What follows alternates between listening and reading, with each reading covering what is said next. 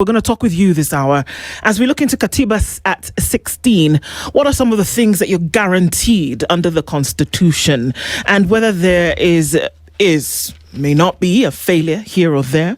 The scorecard is what we'll look at as well. The right to access certain things. Is the Constitution 16 years into its promulgation working for you? We're going to actually put a poll up, and we're also going to take your calls. That we don't understand what it is when we talk about constitution making and constitutionalism and implementation of the Constitution. And there are already talks about perhaps we should see if the Constitution can be amended here and or there to make it work a little bit better for the people. So those are the things that we're going to be talking about this hour. And I think it's a good thing that when we're talking about the Constitution, that we bring the conversation to people, because we may not understand our roles sometimes when it comes to constitutionalism in the country or in any country for that matter, but we can break it down. All right. So we're going to hear from you this morning. We're going to take your calls as well. We'll tell you in just a short bit what that is all. But there's a conversation that I can see that is starting to come up. Yep. And in the last hour, Wakili Joshua talked about the fact that certain communities did not benefit because of certain leadership that was instituted. And that perhaps the Constitution should be able to answer those questions. But I think that we see an answer in devolution. Yeah. So the current formula that is used to arrive at the amount of money that counties will get is not one man, 1 shilling. 1 shilling, yeah. We're talking about equitable share and across board. Everybody gets something, then you go forth and develop. Is it time to drop those tags about, a child in Central and one who comes from Nyanza, whereby there might be disparities because of who had access to power or who was closer to the seat of power geographically, then was going to benefit more? But is this not one of the things that devolution then answered? As a result of the promulgation of the new Constitution that brought about these smaller pockets of power and governance with their own resources, that you could make sure some of these things tackled. Perhaps the Constitution was a way of saying, okay, we know that we messed up earlier in terms of this governance, but here is a formula that's going to ensure every nook and cranny, every individual of the country then will get an opportunity to participate in governance and at the same time benefit from resources being spread. Was the Constitution an answer to all of these things? The Constitution was an answer because then, as Wakili was speaking, if you remember the PCs that were there before, right? So you remember it is the PCs who would then get these monies sent to them by the national government and would then spend that money. But now you have mini governments in the name of counties who then have equal amount of revenue that gets to them, and they get to spend that to improve the situation at the various counties. So devolution came to cure that. Whilst there might have been issues to do with post-independence and what happened, we are in 2026 today. We have the Constitution that has come in to bring everything on the same level to ensure that development gets to happen on the same level. Now, question is, with the trillions of shillings that have been sent to the counties, are we able today to say that if you look at what used to be a marginalized county, right, would we see commensurate development that are happening in those counties as compared to other counties? One would argue that what many consider to be marginalized counties have had to work extra hard to catch up, which is fine. But are we still able to see that these trillions of shillings have been spent in the right way in these counties? All right, well, because for me personally, the marginalization tag, I think, ceased with the devolution.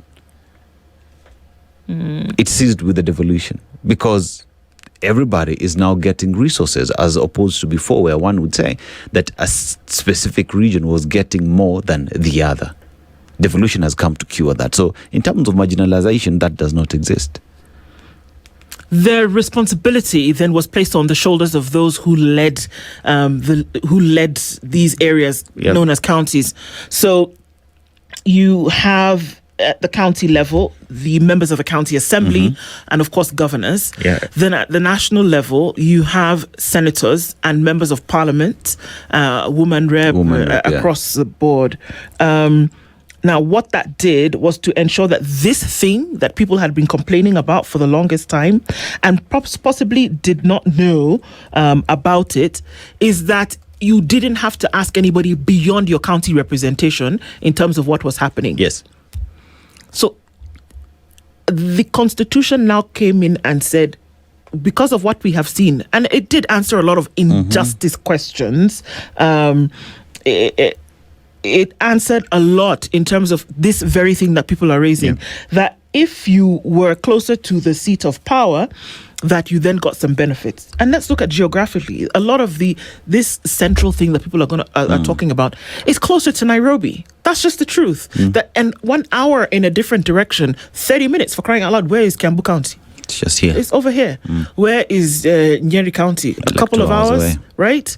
And Nyandara County, not too far from that. That's what we're looking at in terms of geography. It only makes sense. It made sense in the minds of people at that time that power resources and such were easier to access because you were closer geographically to the seat of power.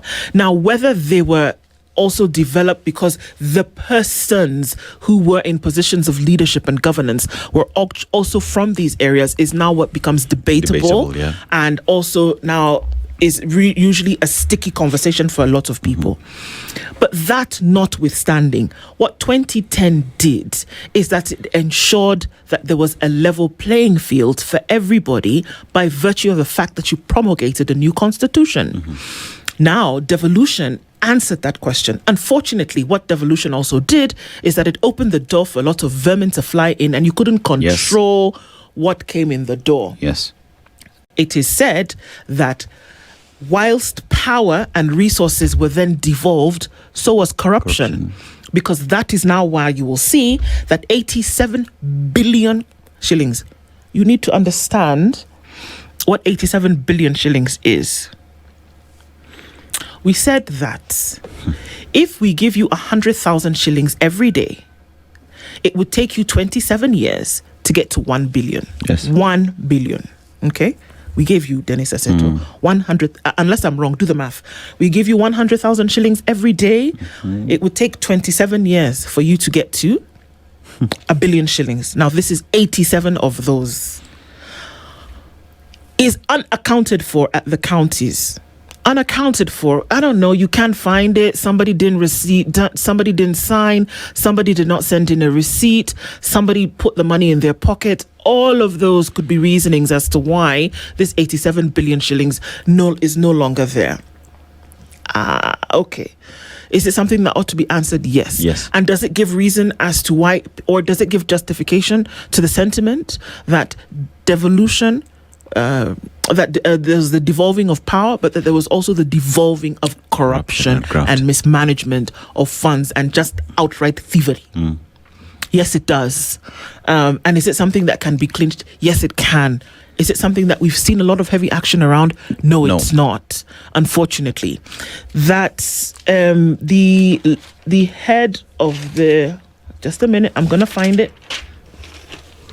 The Senate County Public Accounts Committee Chairperson Moses Kajwang says, our 47 counties must tell Kenyans where the 87 billion shillings disappeared to in the last financial year.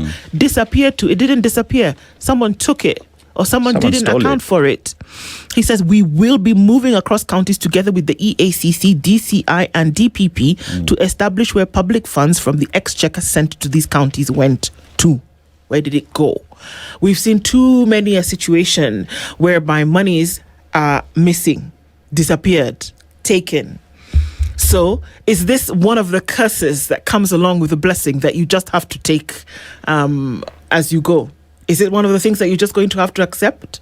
Because 87 billion shillings is not a joke in terms of money and what it can actually do for a particular thing. Let me put it to you like this. Yeah. In the last 6 years, the deficit, because this money comes, understand why I'm making the connection.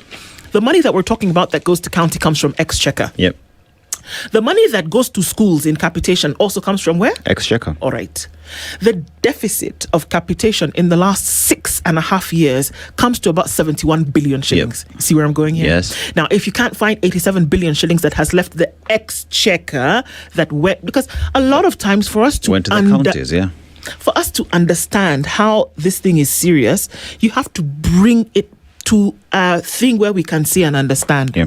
Now, when we go to schools and we say that you didn't get capitation, what does that mean? That you then have to go to parents and say we don't have enough because we've only received 50% of capitation in the last 5 years, right? Right. So you go to parents and you say, in order for us to keep your children in school, we're going to have to ask you to top up. Parents say, yes, we'll top up. Now, this is a live situation where Moses Kajwang has his knickers in a twist because he's saying, you know what?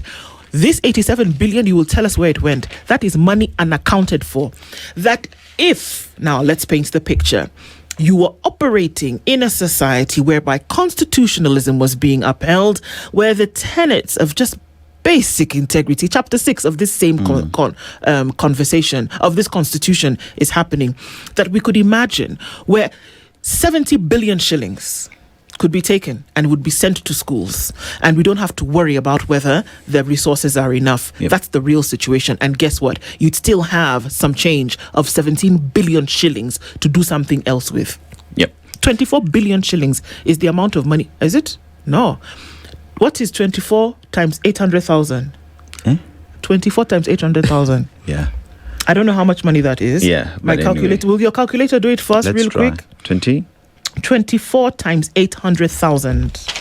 Let me use this big machine here. The big machine can do 24? something. Times 800,000.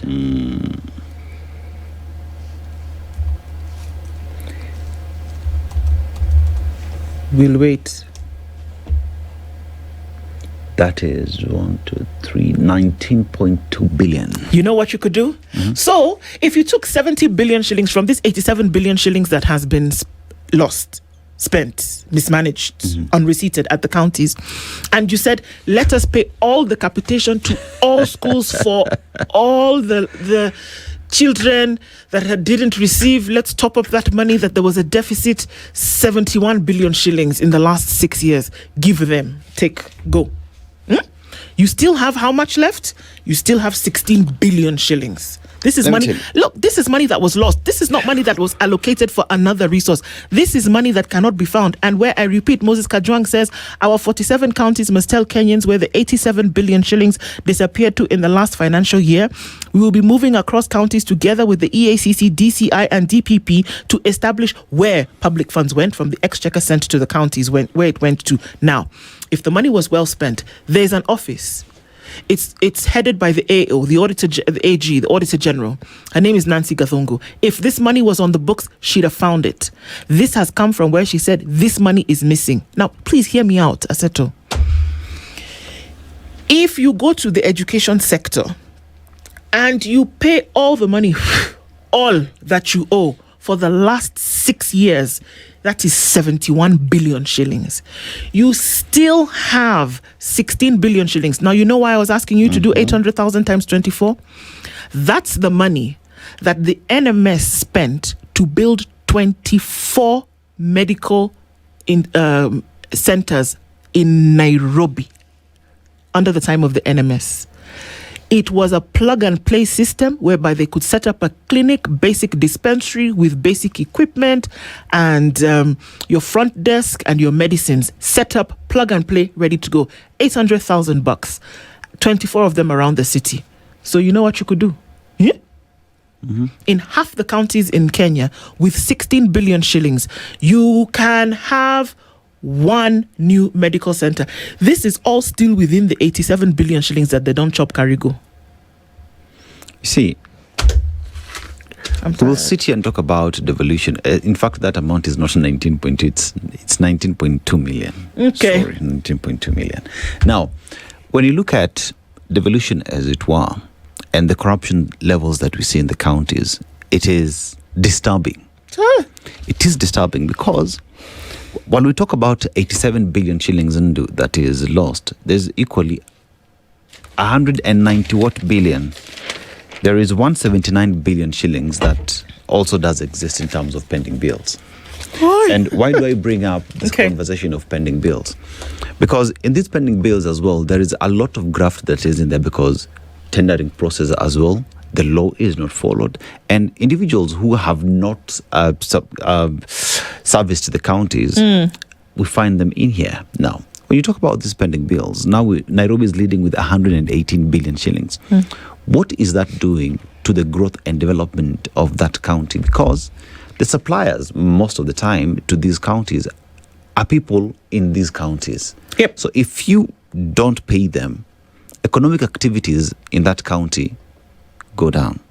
That would mean the county is not as wealthy as it should be because the county has decided not to pay its suppliers. So at the end of the day, when you think of, we have a target of an on-source revenue of 4 billion shillings, right?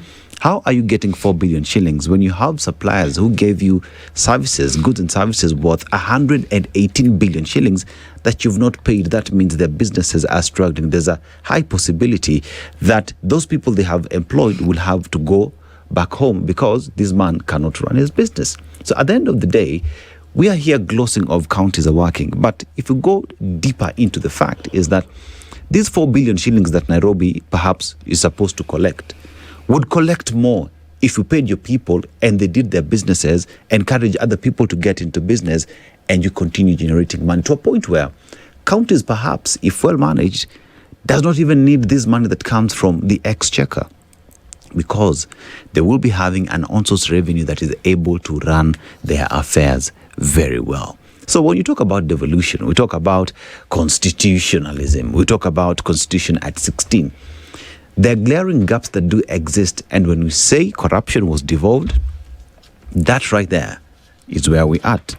87 billion shillings is lost.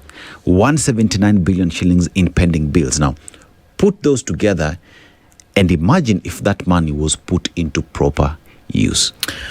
There is something called a CIDP, the County Integration Development Plan. County Integration Development Plan, yes.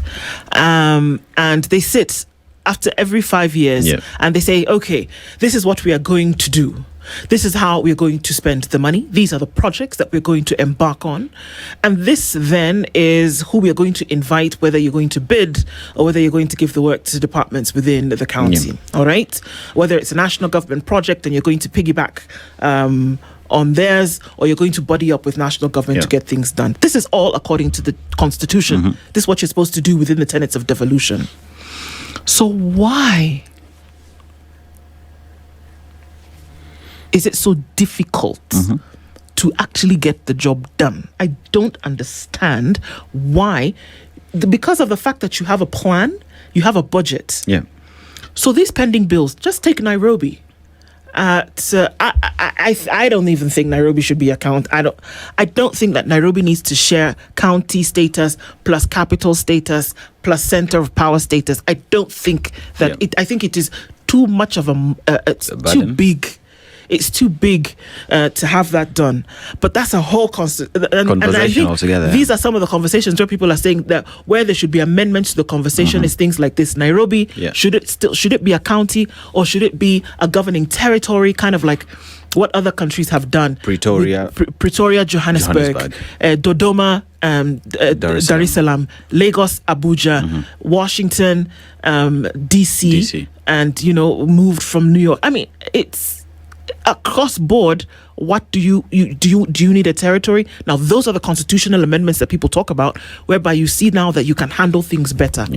But when you talk about constitutional amendments, I don't see anybody ever saying that you should have a constitutional amendment around the demands on integrity and proper behavior, because there is no compromise. There is no compromise on good behavior. It's either good behavior or it's good behavior. It's that. I've never heard anybody say, perhaps we need to look at Chapter 6 again of the Constitution and see if it's really working for us. No. Because what do people do with it? They either ignore it completely or try to abide by its demands.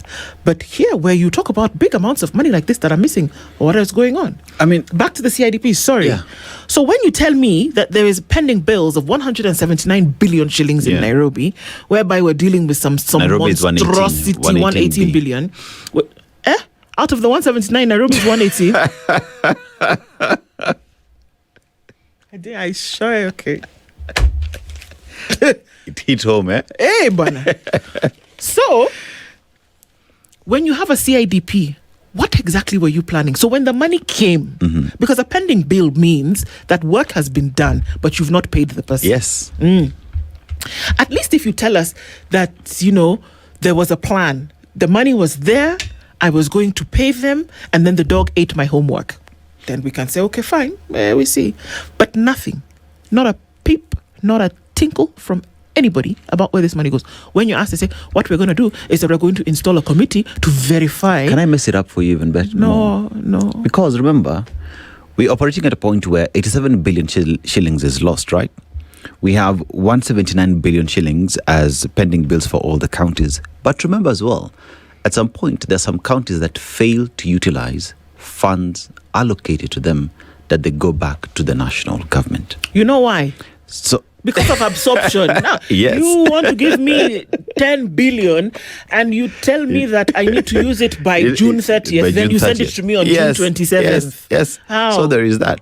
So then the bigger conversation then, when you talk about these pending bills that do exist, we equally have to look at what time do we disburse these funds from the national government to go to the counties for them to be absorbed. We equally have to ask the question, we gave you the monies early for you to pay for services and goods offered to the counties, which you consumed. How did you do with that? There are equally questions about corruption and ghost workers that we have in the counties. Where are we with that? There is also on-source revenue. And when you talk about on-source revenue, you will realize that it is in Nairobi where you will go outside the office of the governor, and whereas you're supposed to pay for parking, there are individuals who come to tell you, wewe hapa, utaniona kando. You look at the gaps that do exist even within our own on-source revenue targets that we have, and no one is seemingly intentional in fixing these gaps that we do have. You'll go to the counties and one will tell you, unajua wakati uyu governor was running for office, we knew this guy. He didn't even have a cow. All of a sudden, he's a billionaire, yet we know the salaries that they do get. You talk about, again, the corruption and graft that we see. So, with the constitution coming in as a good thing, devolution becoming a good thing, but devolved corruption as well is there and has always been studied to be there for 16 years now. Are we really intentional as a country in addressing graft as a problem because we hold ourselves to the highest moral standards there are? Or have we accepted as a country that corruption is the order of the day? Yes. Yes. So, are Kenyans ready to stay with this thing that comes with devolution, with constitutionalism, that there's certain other things that will come along the way, and are you ready to be accepting of those things? I want to look quickly into some of these other issues around the constitution and then invite your calls this morning. Numerous court filings expose how brutal scheming the state will get in order to defy the law, because one of the things that we talk about is court orders, that we saw that a court order is final at the court, but how many under this constitution have actually been violated by nature of the fact that people just didn't show up. All right, to change the supreme law is what some are after. 16 years on, Kenyans are still yearning for leaders who embody integrity.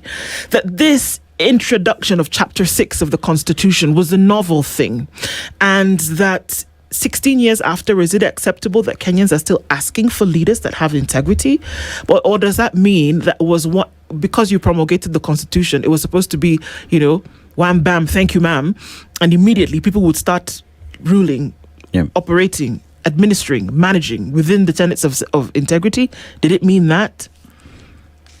Kenya's watchdogs under the Constitution are still struggling to bite. The Constitution gave life to certain bodies, the EACC, the NCIC, other commissions. It made the police service independent as a body.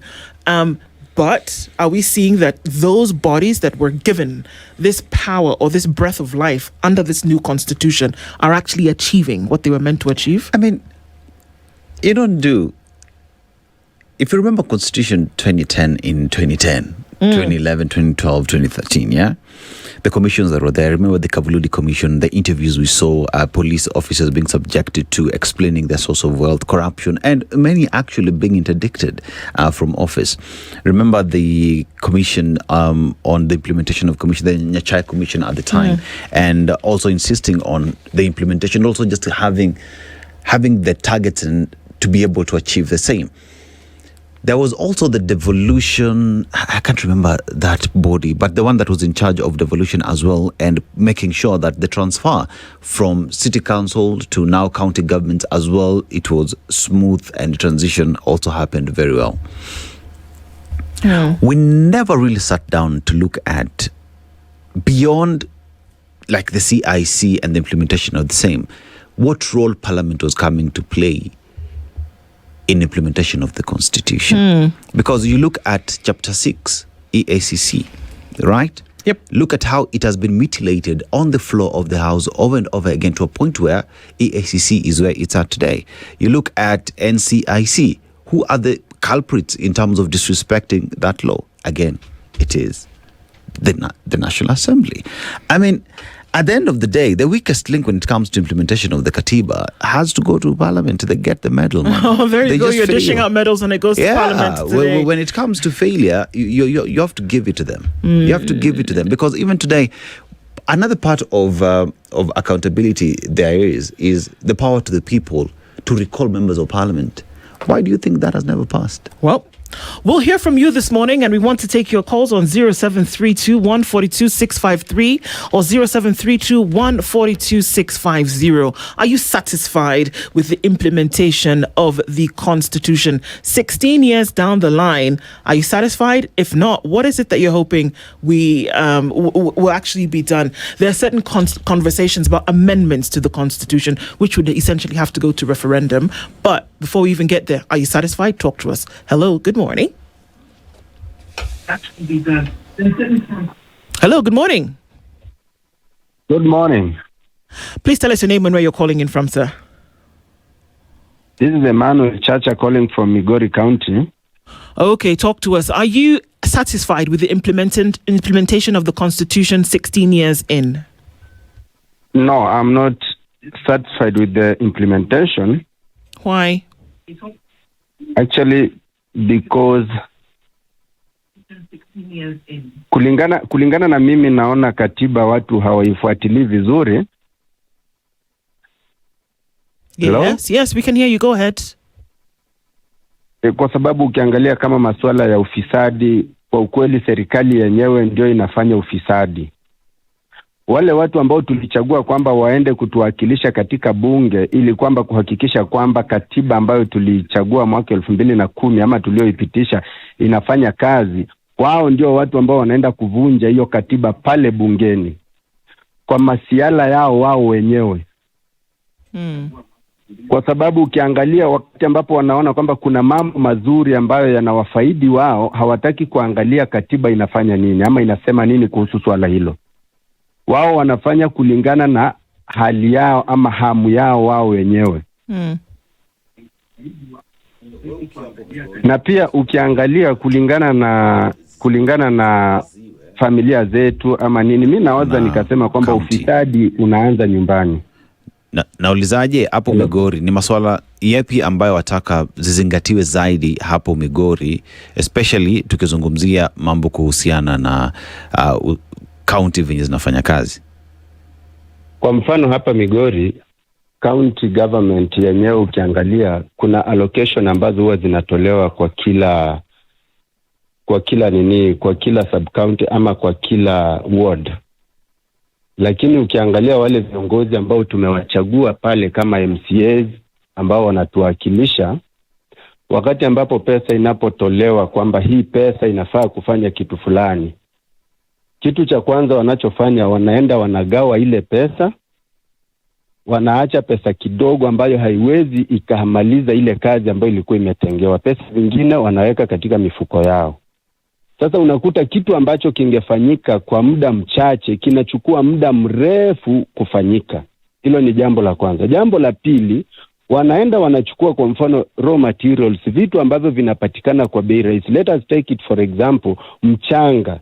Wanataka kujenga mahali, mchanga lori moja kwa bei ya kawaida hapa unakuta kwamba ni shilingi 10,000 ama 9,000.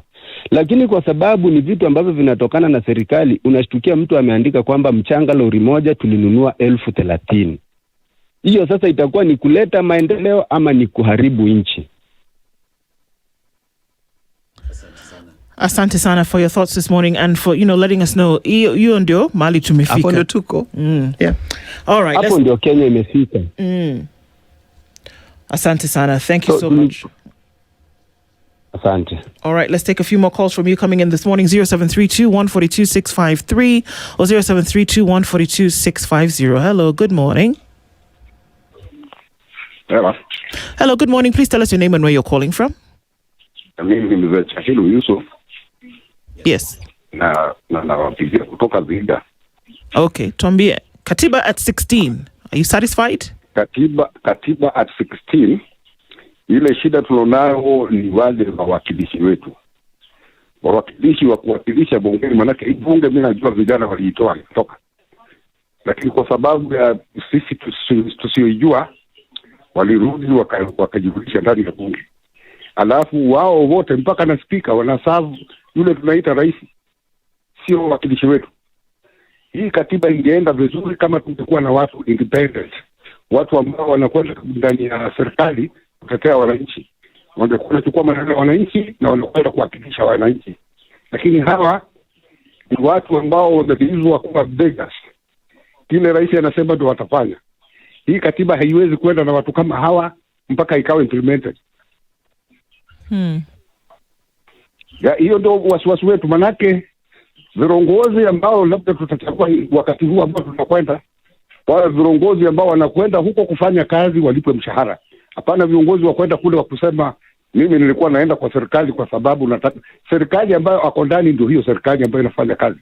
Sasa ukituambia ulienda kuona president manako unataka maendeleo, president anatoa maendeleo. Yep. All right. And you're tuna hasira kuhusu hawa watu. Msikia Yusuf. Hawa wakilishi wetu.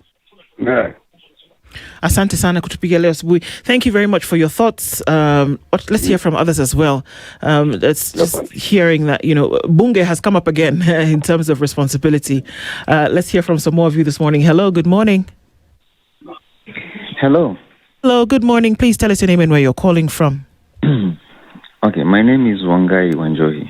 Yes, what are your thoughts? Katiba at 16. Satisfied with the pace at which it's going? No, we're not. Because we've lost the core value of why we established the Constitution. I am an aspirant for Embakasi East constituency under the National Economic Democratic Party. Mm-hmm. You see, the reason why we established the Constitution was for three things. One, to decentralize power. Mm-hmm. Two, to make sure that we achieve development equally and where it deserves. And three, to make sure that justice is attained for all. Those were the core values as to why we established the Constitution 2010.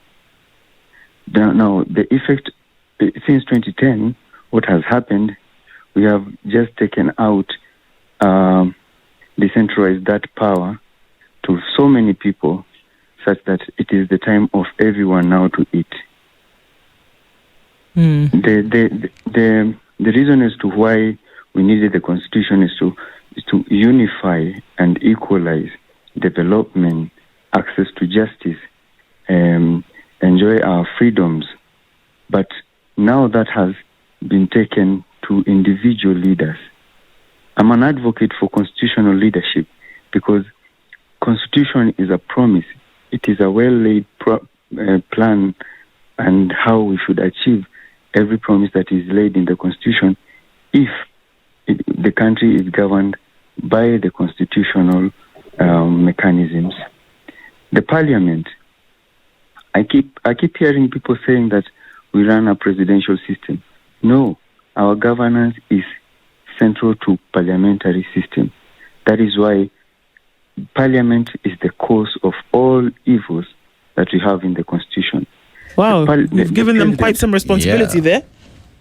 Yeah, the president, for any decision the president is making, he gets over 290 checks. What does that tell you? The president is the weakest person in this Constitution. Yet, they're coming here kutuambia 1 term, 2 term, wanawekea blame the president. I think the one place we need to change our Constitution on is amend the part that says the president is exempted from judicial process for anything done while in office or anything not done while in office. Why? Because when they make any mistake, they know the president will not be prosecuted in future. And they ate with the president. So whom do they put the blame on? That's a question to answer. Yep. Definitely a question to answer. Yes, it is, in terms of what the Constitution says. I'd like to take some other calls this morning as well to hear from what other folks are feeling about. Just one few seconds, please. If we change the Constitution and make sure that the president takes responsibility of everything he does while in office, today, they will not come here tell us the president must go or must stay. The president, when they bring any blame to the president will say, no, hii si yangu, because anajua atashikwa kesho akitoka ofisini for anything he did or he did not do. I rest my case. Thank you very much for your points this morning. And we're hearing from everyone around the country today what your thoughts are around the Constitution. Hello, good morning. Good morning. Morning. Good morning. How are you doing? Please tell us your name and where you're calling from. I'm Thomas Mutunga. Calling from Nyeri. Okay, what are your thoughts? Could you please turn on the volume on your radio, Thomas? Yeah, I have done that. Yes, my concern is on the SACCO savings in this country. We're actually talking about the Constitution this morning. Katiba at 16 is where we are. Yes. And thoughts about the implementation. I want to compare the two.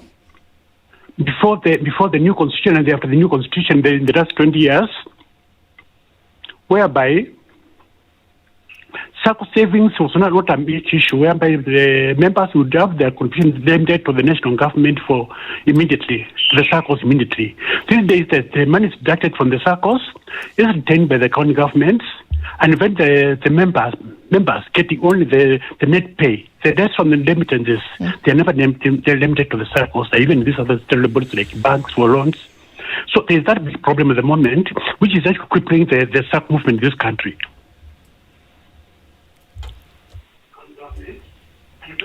Okay. So that's an issue with the Constitution. All right. Thank you very much for your thoughts this morning. We want to hear from others as well. Hello. Good morning. Hello. Good morning. Good morning. This is Paul. Yes, Paul. Good morning. Please tell us your thoughts around what you think on the implementation of the Constitution at 16. I think the Constitution has been implemented 100%. It actually hasn't. It hasn't been implemented 100%. There are schedules. It has not. There are schedules. There are schedules, and we've not reached a certain schedule. So that is not been 100%. Anybody will tell you that. But please carry on. But so far, where we are, look at it this way. Kama sasa kuna sheria inasema nipeleke unga kwangu nyumbani kama mume. Lakini napeleka kidogo. The fact means that I'm bringing unga. So the only part that has not been implemented, according to me, is Chapter 6. The part that has to do with integrity. That is the only place that we need to check. Okay. Because courtesy of the Constitution, we have governors, we have a deputy president within our house, we have senators, we have all those things. All the establishments of the Constitution are there. But what do we need to do? How are they being run? And from the outside, you see them running. But what are the results? So it's not about the Constitution. It's about the integrity of the people that have been entrusted with those positions and need to run the Constitution. And that's our problem. Even if we have a Constitution from heaven, we actually have a Bible, and we still break the rules. So it's not about the Constitution. It's about the integrity of the people who have the Constitution. That's the thing we need to check. All right. Thank you for your call this morning, and thank you for that submission. One to listen to and take heed to as well. Asante Sana. All right. Hear from some of you all this morning. Hello. Good morning. Hello. Good morning. Hello. Morning to you. Please tell us your name and where you're calling from. This is Onesmus Charlo calling from Kilifi. All right. Greetings to Kilifi this morning. Please tell us your thoughts about the implementation of the Constitution thus far. Are you satisfied? Our Constitution as Kenyans is a very good document. But I have only one issue. There's a mistake that we made as Kenyans. For example, we have a very good Constitution, but I can remember very well, and even Kenyans can remember very well, that the leadership that we have currently, it was against the new Constitution. Specifically, we have a president who was not for the Constitution we are using right now. And in my view, in short, is that there is no way you expect someone who was against a certain thing at some point to be for that thing. For example, the reason is why we have challenges with our Constitution simply is because our president in the year 2010, he was totally against the current Constitution that we are using. And that is the only greatest failure that we have in reference to our Constitution. In fact, I usually tell people, if we were in a true democratic country, we could not have voted him, Mr. Ruto, to be our president, because you cannot be a president to lead a country whereby you went against the leading document, the guiding document, which is our Constitution. So in my view, we have a good Constitution, we have a bad leadership that cannot honor and obey it. I rest my case. And thank you very much for that. There you go. If we have a document that you cannot obey, there we have a problem. Asante Sana for your call this morning. Let's take some others that are coming in this morning. Let us know what your thoughts are. 0732 142 653 or 0732 142 650. Hello, good morning. Hello, habari asubuhi. Salama kabisa. Unaitwa nani na unatupigia kutoka wapi? Napiga simu kutoka Narok. Okay. Punguza sauti. Just turn down the volume on your radio, sir. Mimi napiga kutoka Narok. Okay, talk to us. Okay, naitwa Daniel Kosen. Mchango wangu nilikuwa tu nataka kuzungumzia kuhusu hii swala la katiba. Na jambo ambalo nilikuwa nataka kuzungumzia ni kwamba shida ile tuko naye ya katiba ni kwamba saizi ile deni tuko naye katika nchi yetu imesababishwa na katiba. Kwa sababu unaona ya kwamba saizi wanasema kwa kila shilingi 100 ambayo tunaokota, shilingi 70 inaenda kwa kulipa deni. Yes. Alafu tunabaki na shilingi 30. Sasa swali langu ni hili, hata kwa mtu yeyote anayefanya biashara, unawezaje fanya biashara ambayo unanunua bidhaa na ukija kutafuta faida unakuta ya kwamba unapata pesa kidogo kuliko ile uliotumia? Kwa nini tusipunguze wafanyakazi Wapunguzwe kabisa kwa sababu hauwezi ukanunua ng'ombe 5 juu sisi wa Masai tunafuga ng'ombe. Huwezi nunua ng'ombe 5 uandikie watu 100 wakachunga ati ng'ombe 5. Hai make sense, na ni katiba ndio inasababisha hiyo kitu. Kwa hivyo kama inawezekana tupunguze wafanyakazi kuanzia county government na national government. Juu utakuta hata watu wengi kwa maofisi hakuna kazi wanafanya. Wanaota tujua hakuna, wanangojea tu tarehe moja, na ni katiba inasababisha hii mambo. Unaona? Haya, kitu ya pili, tunafaa tujaribu kuona ya kwamba kuna usawa katika nchi. Yaani kila sehemu ya nchi inakuwa na wanapata mgao wao sawa na sehemu zote. Na hapa tutakuwa na shida yoyote, na corruption haitapatikana. Corruption inatokana na hiyo hali ambayo unakuta wengine wameachwa nyuma, wengine wako pale mbele, wale wako mbele wanajivunia kuliko wale wengine. Huo tu ndio mchango wangu. Asanteni sana. Asante sana. That's very interesting. Thank you so much for your call this morning, kutoka Narok. Just as interesting what he said. There are too many cooks in the kitchen, and you're spending too much money to pay the chefs. Governments? Yeah. Are we running bloated governments? Yeah. Remember the Third Way Alliance with the idea of Punguza Mzigo? It's too much. You're spending too much money and you don't have enough to go round. That's a thought. And I love the way he's connected that with Masai, unanunua ng'ombe 3, unaandika watu 100 kuwachunga. Problem. I was actually also just thinking about in terms of how much we pay members of parliament. So just kidogo math I just did, that is an annual budget of around 84 billion Kenya shillings. So with the 84 billion Kenya shillings that is being spent to pay members of parliament, are we able to look at return on investment? Are we able to sit down and say, we got a good deal from this that we spent 84 billion shillings. We got a good deal because we can see the legislation processes that have gone, oversight, representation, and legislation that is their work. So if you do a total sum of everybody and how much you're spending then to pay them for them to work, if they're not, perhaps then the gentleman is making sense. Indeed. We'll take a couple more calls as we get to the top of the hour. Hello, good morning. Good morning. Good morning. Please tell us your name and where you're calling from. I'm calling from Eldoret. Eldoret. Yes, what's your good name, sir? Ezekiel. Okay. Ezekiel, what are your thoughts? Implementation of the Constitution at 16. Satisfied? 50%. Okay, why? So, katiba yetu ni nzuri. Yes. Lakini kenye imeharibu katiba yetu ni integrity. Okay. So ukiangalia leaders wote wenye wako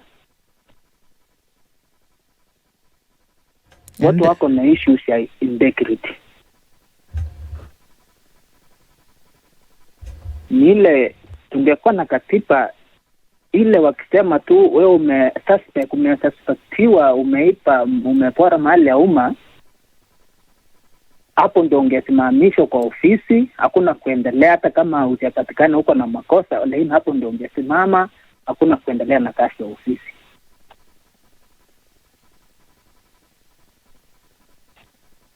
Okay. Hello. It's an integrity issue. If we deal with integrity and corruption, then you'll actually see some of these other things coming through.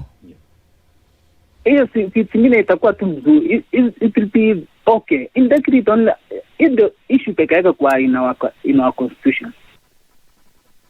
All right. Thank you very much for those thoughts, Hezekiah. And they do make sense, that's for sure. Thank you. Thank you very much. One more. There's always one more. There's always time for one more. One more call as we get to it. Hello, good morning. Okay, that seems to have disappeared. Well, look at folks are saying that, it's not a bad document, but there are just a few things that need to be tweaked here and here. And then we get to the top of the hour and then there's a deluge of calls. I can only take one more. Let's do it this morning. Hello, good morning. Hello, good morning. Huyu ni Joshua kutoka Kakamega. Yes, Joshua from Kakamega. What are your thoughts? Are you happy with the implementation of the Constitution? Hii katiba, upande wangu mimi naona iko sawa, lakini watu ambao tuwastahili kuwalaumu ni wa bunge letu na senate letu. kwa sababu hili katiba, wale kila kitu ambacho kinachopitishwa huwa kinapitishwa na wabunge, kinapitishwa na Senate. Sasa wale ndio watu ambao sisi tustahili kulaumu. Hatustahili kumlaumu rais yoyote ambaye yuko katika kwenye mamlaka, kwa sababu yeye yupo tu. Kitu ambacho chochote yaeka saini pale ni wabunge ndio wanaenda kufanya nini, kupitisha kwanza, ndio yakuja yake tu saini. So hizi vitu za kubaki tulaumiana kama taifa, katiba haina makosa yoyote. Sisi wenyewe ndio tunafanya nini? Alafu kuna vitu mingi tukipunguza hao wafanyakazi kwenye serikali yetu ya county kutoka serikali yetu ya kuu, hatuoni kuna wafanyakazi wanafanya kazi na tuoni faida yao. Example, kuna watu ambapo mtu kama upande wangu mimi naona wangetoa watu kama mtu kama deputy governor, sioni kazi yake ambayo anafanya, kuna mshahara pale anakula. Kuna wale wafanyakazi ambao hawa nominated MCS, nominated MPs, wale ni watu ambao wanakula mshahara ambao hata wangepunguza, wangewatoa ile mshahara iko inalipa deni letu la Kenya. Hatuwezi kuwa deni letu la Kenya linaongezeka kila siku, tunachukua tukiongezeka kila siku na tulipe haipunguki, alafu wanatuambia itafanya nini? Sioni maana. Wangelitoa lile tu wapunguza wafanyakazi, ile mshahara ambao wakipunguza wafanyakazi, ile mshahara ilikuwa inawalipwa, ilipe deni letu la Kenya, so that tuje tukae na amani tukishamaliza kulipa. Lakini kama bado inaendelea hivi, tunaongeza wafanyakazi na pesa ni kidogo, ushuru tunafanya kidogo, mimi sioni maana yoyote. Kama tunaenda mahali. Asante sana. And those are your thoughts and they're valid. Thank you very much for sharing with us this morning. Asante sana. Have a good day in Kakamega. All right, that's what we're hearing from people this morning. And it's interesting, so you follow the tenets of integrity, follow and say reduce the number of people they're having to pay, for which you don't see that they're bringing any kind of benefit, and perhaps we will have a solution. Well, we'll continue with conversations. Good morning. This is the Situation Room, the only way to start your day.